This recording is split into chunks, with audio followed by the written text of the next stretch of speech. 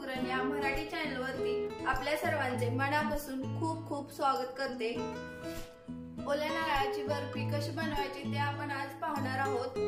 तर चला साहित्य काय घेतले ते बघूया। 2 वाट्या नारळाचा खीस, 1 वाटी साखर, तूप, बदामाचे काप। आज आपण बर्फी मध्ये स्ट्रॉबेरी इमल्शन वापरणार आहोत। पहिल्यांदा गॅस चालू करून त्यावरती पॅन ठेवते।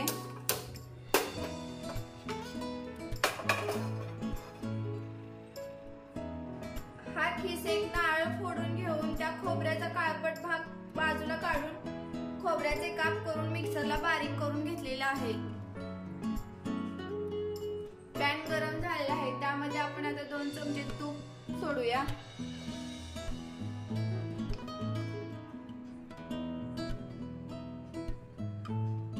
तूप गरम झालेला आहे, त्यामध्ये आपण आता खीस टाकून भाजून घेऊया।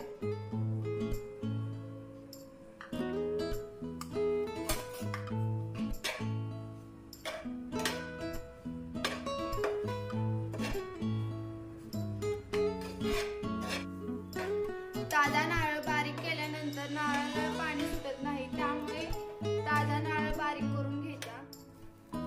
खीस आपण मंद गॅसवरती 5 मिनिटे व्यवस्थित असा भाजून घ्यायचा। रंग बदलू द्यायचा नाही, सतत 5 मिनिटं हलवत राहायचं। 5 मिनिटं झालेले आहेत, आता आपण साखर घालून परतून घेऊया।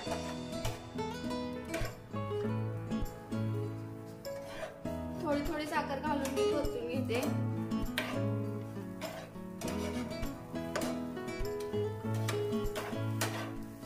साखर घातल्याने आता आपल्या मिश्रणाला पाणी सुटते। राहिलेली पण आपण साखर घालूया।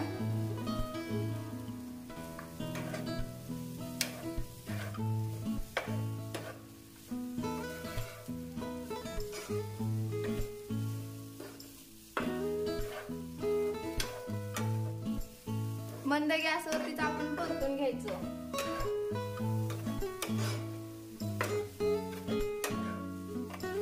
हे मिश्रण छान खमंग भाजून घेऊया।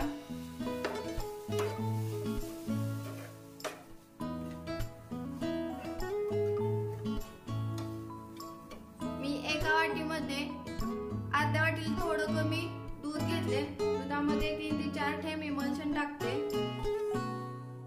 तुमच्याकडे इमल्शन नसेल तर तुम्ही खायचा कलर वापरला तरी पण चालेल।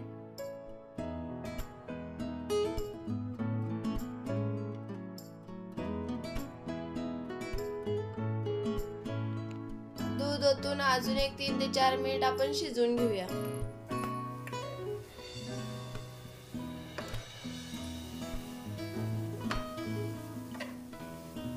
आमच्या रेसिपी आवडल्यास आमच्या चॅनलला प्लीज लाईक, शेअर, सबस्क्राईब करा।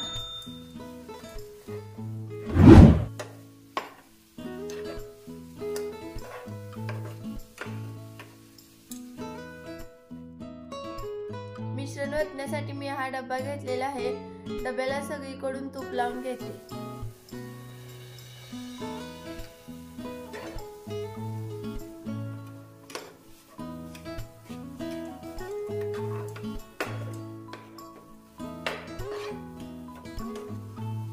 हे मिश्रण खमंग असं भाजून घ्यायचं, नाही तर वड्या पडणार नाहीत कच्चे जर ठेवले तर।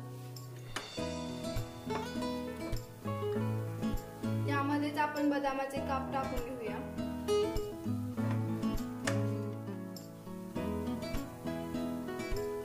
बर्फी करण्यासाठी आपलं मिश्रण तयार झाले का नाही बघूया। मी थोडंसं खोबऱ्याचा खीस हाताला घेऊन बघते।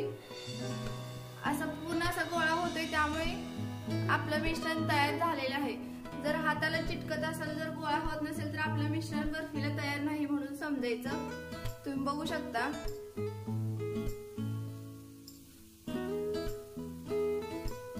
तर चला आपण गॅस बंद करूया।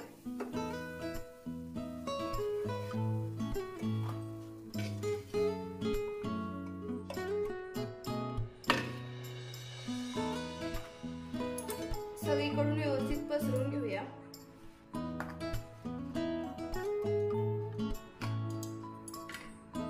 मी एका पेल्याच्या सहाय्याने तूप लावून प्रेस करून घेते. तुमच्याकडे जर डब्बा नसेल तर तुम्ही ताटात देखील करू शकता. ह्याच्यावरती झाकण ठेवून आपण आता अर्धा तास सेट करायला ठेवूया. 15 मिनिटं झालेले आहेत. आपण आता त्याचे काप करून घेऊया.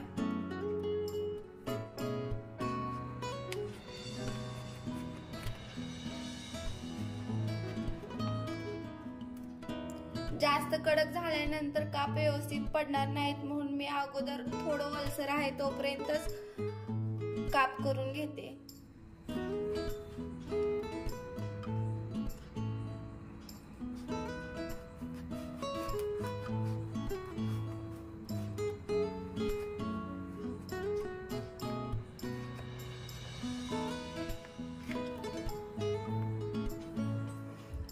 काप पाडून घेतलेले आहेत. आपण आता अजून 15 मिनिटं ठेवून घेऊया.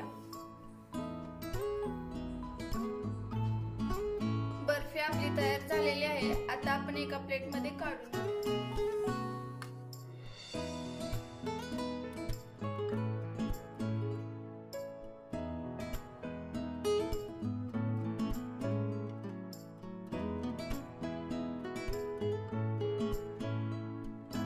आजची आमची रेसिपी आवडल्यास आमच्या चॅनलला लाईक, शेअर, सबस्क्राईब करायला विसरू नका. त्याचबरोबर बेल आयकॉनवरती क्लिक करून ऑल हा पर्याय निवडा, जेणेकरून आमचे नवनवीन रेसिपीचे नोटिफिकेशन तुम्हाला मिळून जाईल.